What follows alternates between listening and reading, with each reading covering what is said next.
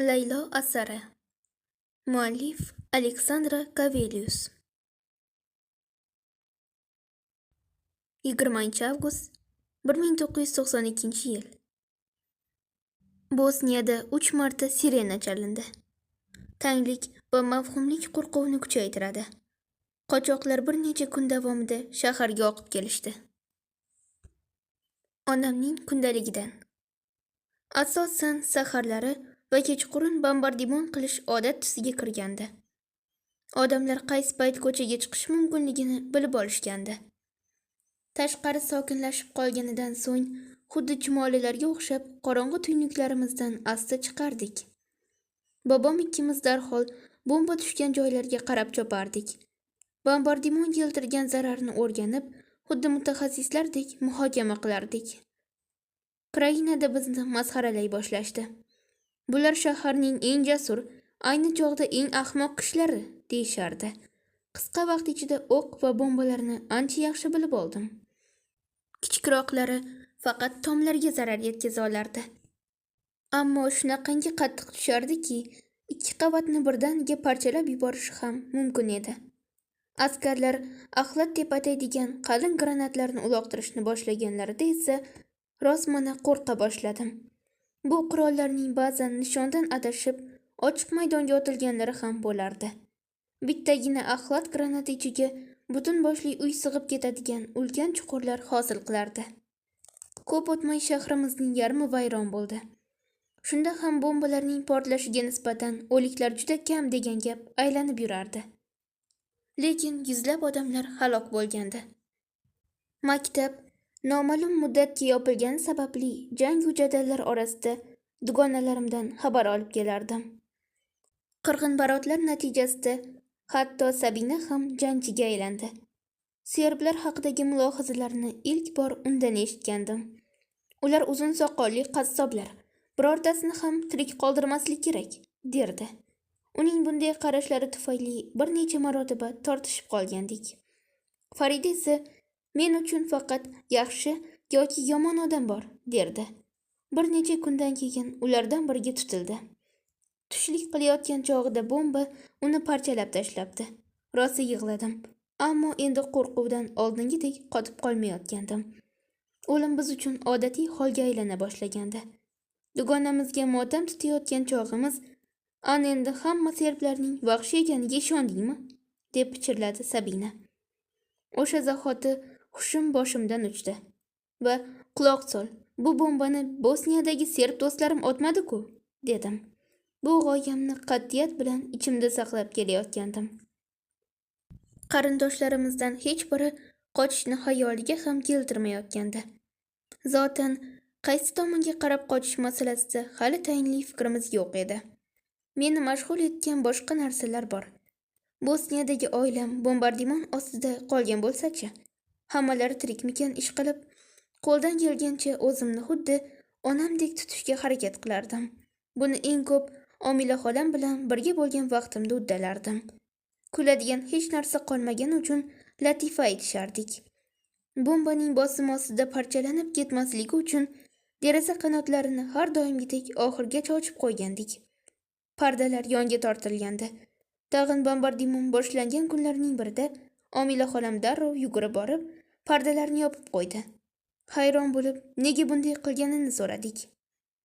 "Bu bizni bomba parchalaridan himoya qiladi", dedi hozir javoblik bilan. Hammamiz qornimizni ushlab rosa kuldik.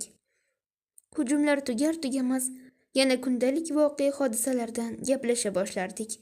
Shunchaki sirena chalindi deya ovqatimizni sovutmasdik. Vaziyat biz uchun qachon xavfli bo'lishi mumkinligiga doir savqi tabiiy hosil bo'lgandi. Portlash ovozi qanday eshitilayotgani va shiddatidan birorta binoga urilgani yoki urilmaganini payqay olardik. Shukrki, bobomning uyida elektr tokidan boshqa barcha muhim narsalar mavjud edi. Tog'am do'konini deyarli bo'shatib kelgani uchun yetarlicha oziq-ovqatimiz ham bor. Shuning uchun bisotimizdagilarni shahardagi boshqa odamlar bilan baham ko'rardik. Ertaga bu jodugarning ertagi tugaydi. Ana o'shanda ota-onamning oldiga bora olaman deb o'ylardim har kuni. Xoinlik. Bombardimonlar to'xtaganidan so'ng mevali daraxtlar ustida yana qushlar chug'urlay boshladi. Bobom, Omila xolam va boshqalar bilan ayvonda o'tirgandik. Yuzimni kuz oftobiga tutgandim. Xolalarim halinchakda o'tirishgandi. Bu yerda o'zimni rohatbaxsh bir vohadagidek his qilayotgandim. Bir oydan keyin nihoyat sokinlik qaytgandi. Eng yomonidan o'tib oldik, deya xursand bo'layotgandik. O'sha kunlarda Narmin xola ziyoratimizga keldi. U bobomning jiyani bo'lib, Velika Kladushada yashardi. Krainadan bir necha chaqirim uzoqlikdagi kichkina bu shahardan diydorlashish uchun ora-sira biznikiga kelib turardi. Boshqa xolalarim 30 yoshlardagi bu ayolni uncha xush ko'rishmasdi. Omila xolam u haqda nimaligini bilmayman-u, ammo inson sifatida shu xotinni hech jinim suymaydi, derdi. Narmin xola qo'rqoq ayol bo'lib, sochlari kalta, chiroyli deyish u yoqda tursin, juda xunuk edi. Uni yaxshi tanimasdim, ammo yaxshi munosabatda edim. Bir kuni peshindan keyin dasturxon atrofida o'tirib qahva ichayotib, maktabim, uning chaqalog'i va uy ro'zg'ori haqida suhbatlashayotgandik. Narmin xola gap orasida, bir necha kunga biznikiga yura qol, uyimizni ham ko'rib kelasan, kechqurunlari tashqariga chiqib, biroz aylanib yuramiz, deb qoldi. Nihoyat bu yerdan tashqariga chiqish imkoniyati. So'nggi haftalarda boshimizdan o'tkazgan bu falokatdan keyin biroz o'zgarish bo'lishini istadim. Ichimda uzoq vaqtga emas, ko'pi bilan 2 yoki 3 kunga boraveraychi, yoqmasa qaytib kelaveraman-da, deb o'yladim. Bobom bu fikrimga aslo qo'shilmadi. Uydan uzoqlashadigan zamon emasdi. Borma Laylo, jangovar harakatlar boshlanib qolishi mumkin. Agar shunday bo'lsa, yo'llar yopiladi, ortingga qayta olmay qolasan, deb meni ogohlantirdi. Yo'q, unchalikka bormas, deya bobomga qarshi chiqdim. Chunki shu vaqtgacha Kladushaga hujum bo'lmagandi. San'at tog'am ham men bilan ham fikr edi. Shu bois bobomning yelkasiga qoqib, "Beyota, siz har doim vahima qilib yuborasiz", dedi. Havo asta-sekin soviy boshlagani sababli paltoyimni qo'ltig'imga qistirib oldim. So'ng hamma bilan qisqa-qisqa xayrlashib, xolam bilan avtobus bekatiga qarab ketdim. Shu kuni bobom bilan buvimni oxirgi ko'rishim bo'ldi. Bir hayotida 2 urushni ko'rish va mening orqamdan to'kkan ko'z yoshlari ularni o'lim to'shagiga mixlab qo'ygandi. Kladushaga yetib kelgan edik hamki, uzoqdan ilk otishma ovozlari eshitila boshladi. Xavotirlanishga hojat yo'q, deya meni ishontirdi qarindoshim. Katta ishonch bilan uning yonida yurishda davom etdim. Ammo bu yerni birinchi ko'rishdayoq yoqtirmadim. Juda ham kichkina va tor joylar ekan. Velika Kladusha orqali faqat bitta yo'l bor. Tepalikda eski bir qal'a qad rostlaganda. Shaharga kiraverishdagi tog'lar esa zerikarli Bosniyani eslatib yubordi menga. Narmin xola ko'p qavatli uydagi xonadoni oldida kalitlarini sumkasidan chiqardi. Bu orada 2 xonali uyda eri Mehmet bilan birga yashashini aytdi. Turmush o'rtog'i bir necha kunga boshqa joyga ketganmish. Barcha qarindoshlarim singari Mehmet ham Bosniya qo'shnida askar edi. Undan ortig'ini so'ramadim. Kunning qolgan qismini xotirjam o'tkazdik. Narmin xola tamaddiga u-bu tayyorladi. Men esa kichkina o'g'lini o'ynatib o'tirdim. Kechqurun bolani aravachasiga o'tkazib, bog'ni aylandik. Ertaga savdo markaziga boramiz, dedi u. Yaxshi bo'lardi, dedim. Nihoyat chiroyli kiyimlar xarid qilaman. Kechqurun yon xonadagi divanga joy solib berdi. Bu nima? Erta tongda qo'rqqanimdan to'shagimdan sakrab turib ketdim. Tashqaridan otishma va portlash ovozlari eshitilardi. Quloqni batang qiladigan signal jaranglari havoda. Yaradorlarning oq faryodi yuqori qavatgacha eshitilardi. Derazamizning shundoqqina ostida qumqoplarning orqasiga yashiringan askarlar o'q uzishardi. Bu yerda nimalar bo'lyapti? Deb vahima ichida xolamdan so'radim. Ammo u nihoyatda dahshatga tushib qolgandi. Bolasini yupatishga urinayotgandi. Tashqariga qaraganimda qo'rqqanimdan hushimdan ketib qolay dedim. Bir zumda dushman burnimizning tagiga kelib qoldi. Yuzi, og'zi, burni, quloqlari va ko'zlari aniq ko'rinadigan darajada yaqinimizga. Bular parlamentning eski deputatlaridan biri, Fikret Abdiyevichning avtonom bo'linmasi, dedi xolam qo'rquv to'la ohangda. Bo'linma serb va musulmon askarlaridan tashkil topgandi. Abdich o'sha tong 5-korpus nomi bilan tanilgan Bosniya armiyasiga qarshi urush e'lon qilgandi. Hammasi bir xil harbiy libosda Velina Kladushada musulmonlarga qarshi jang qilayotgandi. Bosniyalik askarlar bilagiga yashil, maxsus bo'linmadagilar esa qizil bog'ich taqib olishgandi. Ularning orasidagi birgina farq shu. Bobom bashorat qilganidek, bir zumda Ukrainaga qaytish yo'li yopilib qoldi. Askarlar hamma yo'llarni nazorat qilishayotgandi. Bir-biriga dushman guruhlar o'rtasida qolib ketgan ko'p qavatli uyning mana shu xonadonidan boshqa borar joyim yo'q. Mehmet, bechora Mehmetim, deya eri uchun yig'lardi xolam. Uni ovutmoqchi bo'lib, qo'limni yelkasiga qo'ydim. Ammo qolgan qutgan jasoratim ham birdaniga qayoqqadir g'oyib bo'ldi. Boshim aylanayotgandi. Qo'rquv bilan ikki chakamni ushladim. Shoyat dushmanlar kechgacha bizni unutishsa degan umidda uy ichida oyoq ichida yurib turdik. Ora-sira derazadan tashqariga qarashga tavakkal qilardim. Bu vaziyatda uchib yurgan daydi o'qqa nishon bo'lishim hech gap emasdi. Askarlar tashqarida, qo'shni uyning atrofida jang qilishayotgandi. Yarmi Bosniya qo'shini, boshqasi esa avtonom bo'linma askarlari edi. Soat millari ilgarilagan sari 5-korpusning ahvoli og'irlasha boshladi. Buni qarangki, negadir qarindoshim yengil tortayotgandek ko'rinardi. O'sha tun mijja qoqmadim. Otilgan raketalarning yolqini uzluksiz ravishda xona ichini yoritib turdi. Tong otganida maxsus bo'linma bosniyalik askarlarni yengdi. Men dahshat ichida tirnoqlarimni tishlayotgan pallada Narmin xola negadir xotirjam edi. G'alati. Xuddi yelkasidagi tog' qulagandek yengil nafas olayotgandi. Bu befarqlik menga ajablanarli tuyuldi. Uning ruhiy holati shubha uyg'ota boshladi. Bir payt eshik taqilladi. Narmin xola qimir etmadi. So'ng eshik sindirilib, 2 yosh askar xonaga kirib keldi. Biri tilla zanjir taqib olgandi. Sizlarni politsiya mahkamasiga olib boramiz. Tayyorlaninglar, deb amr qildi. Nima uchun? Deb so'radi Narmin xola loqaydlik bilan. U o'zini hech bir narsaga parvo qilmayotgandek tutardi. Qo'rqqanimdan yig'lay boshladim. Tinchlan, hech qanaqa yomon narsa bo'lmaydi, dedi Narmin xola jahl bilan. Uning ovozi meni qo'rqitayotgandi. Askarlar faqat Velika Kladushada ekanimizdan maqsadimiz neligini so'ramoqchiligini aytishdi. Keyin bizni mashinada qaytarib olib kelib qo'yishar ekan. Hayajonlanganimdan paltomni ham unutibman. Shim va uzun yengli shoyi kofta kiygan holda sovuqqa chiqdim. Boshimning ichida nimadir "To'xtang, iltimos, bularning hammasi tugasin endi", deb yolvorardi. 5 daqiqadan keyin politsiya markazida edik.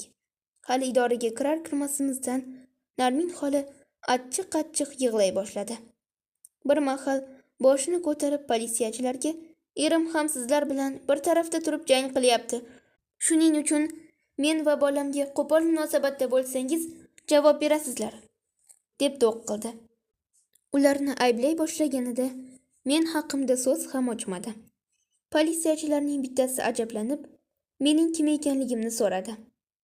Narmin xola xuddi pulemyotdan o'q otgandek tez gapirib, men kecha yarim tunda tasodifan uyga kelganimni, otishmadan qutulib qolish uchun yashirinadigan joy qidirganimni aytdi. "Bu qizni umuman tanimayman. U menga begona", deya hayqirdi. Bularni aytayotganida ko'zlarimga tik qarab turardi. Butkul esankirab qoldim. Qayta nafas olganimdan keyingina "Yolg'on gapiryapti. U mening xolam", deb baqirdim. "Men emas, u aldayapti", deb baqir-chaqir qildi Narmin. Qarindoshim bir zumda shayton qiyofasiga kirgandi. "Sizlarga bu qizning kundaligini ko'rsata olaman. Undan bu qizning xoin ekaniga doir yetarlicha dalil topa olasiz", dedi. Kundaligimni Ukrainadan beri bilardi. Mening tez-tez yozayotganimga ko'zi tushgan. Unga nimalarni qayd etib borayotganim bilan qiziqqandi. Men ham ovsarga o'xshab tog'alarimning urushda qanday jang qilayotganliklarini yozgandim. Shundan keyin Narmin xola politsiyachi bilan birga bo'limdan chiqib ketdi. Nigohlarim yog'och taxtaga qadalib qoldi. Axir u mening xolam-ku. Nega bunday qildi? Nega yolg'on gapirdi? Miyamda ming bir savol charx urardi. Og'zimdan biron so'z chiqmadi. Narmin xola chamasi 20 daqiqalardan so'ng qo'lida mening kundaligimni ko'tarib qaytib keldi. Politsiya boshlig'i kundalikni ochib varaqlay boshladi. Masxaromuz ohangda bir necha jumlalarni o'qidi. Endi vaziyat qanday ekanligini bilaman. Urush va sovuq. Suyukli onajonim, sizni juda sog'indim. So'ng kundaligimda ismi yozilgan odamlarning kimligini birma-bir so'radi. San'at kim? Qo'shinda nima vazifani bajaradi? Jiko kim? Bu so'roq savol 2 yoki 3 soat shu taxlit davom etdi. Bu odamlar har bir qarindoshim haqida hisob berishimni talab qilayotgandi. Anig'ini bilmayman, deya so'roq qilayotganini chalg'itishga urinardim. Ayni chog'da bularning hammasini kundaligimga yozganim uchun o'zimni la'natlardim. O'zimni xuddi xoindek his qilayotgandim. Katta leytenantning sabri tugadi. So'kinib yerga tupurdi. Kundalikni sahifama o'qib bo'lganidan so'ng chiqindi qutisiga qaratib otdi. Buni kurkaxonaga olib boringlar, deb buyurdi keyin. Kurkaxona avtonom bo'linma tomonidan konslager sifatida foydalanilayotgan tashlandiq ferma edi. Ammo o'sha payt buni bilmasdim. Meni qarshidagi uyga olib borishganda xolam allaqachon issiqning uyida o'tirgandi, deb o'ylayman. Yerda shisha siniqlar yaltirar, bombalar zarbidan devorlar ilma teshik bo'lib ketgandi. Chamamda bu joy avval qahvaxona bo'lgan. Zalda menga o'xshab ko'chirilishi kutilayotgan yana 8 mahbus bor edi. Ammo ularga qaray olmadim. Politsiyachi meni ichkariga kiritganda semiz bir qorovul "U nega bu yerda?" deb so'radi.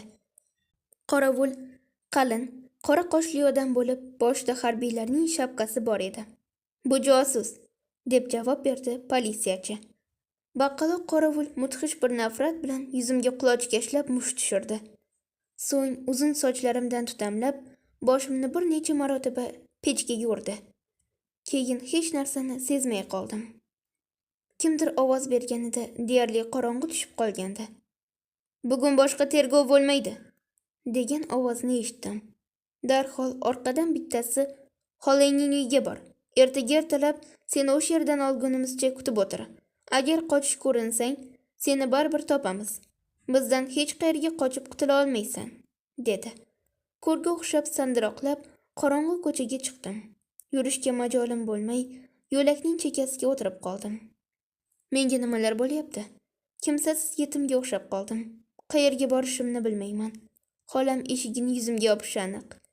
Oradan 3 yil o'tib, 1995-yilning avgust oyida Velika Kladusha ozod etilganida qarindoshlarim va oilam meni hamma joydan qidirishibdi. Ular Serbiya Respublikasi, Xorvatiya va Bosniyaga murojaat qilishibdi.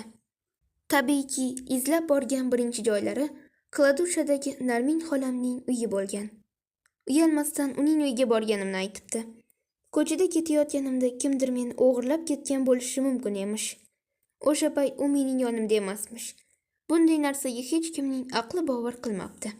Shuning uchun behajda yashaydigan Mirza xolam uning eshigini taqillatib, "Eng oxirgi marta qayerda ko'rding uni?" deb so'rabdi. Mirza xolam kiyim javonidan paltomni topib olibdi. Keyinroq qo'shnilarning aytishicha, Narmin xola uni tez-tez kiyib yurgan ekan. 2 xotin yoqalashib ketibdi. Ammo Narmin xola aniq dalillarga qaramay, eski ko'rsatmasda oyoq tirab turaveribdi.